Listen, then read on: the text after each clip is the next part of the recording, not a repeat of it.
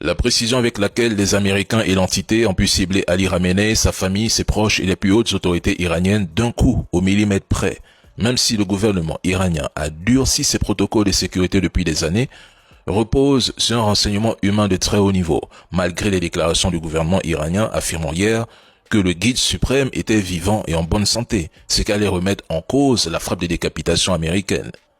Je pense que la CIA, le Mossad, ont infiltré profondément les cercles les plus intimes du pouvoir iranien, recevant des informations détaillées sur les agendas officiels, les réunions exceptionnelles, les lieux de repli sécurisés et même les déplacements familiaux. Je le dis parce que pendant la guerre des 12 jours, les États-Unis connaissaient déjà les emplacements du guide suprême iranien.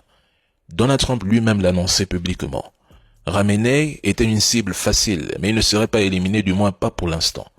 Il le suivait, savait où il se trouvait, l'étudiait minutieusement et pouvait frapper à tout moment.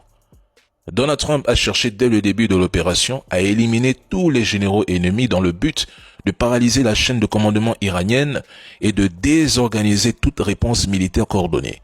L'objectif affiché hier était de frapper rapidement les têtes pensantes du régime, affaiblir le moral des forces iraniennes et gagner un avantage stratégique décisif dès les premières heures du conflit.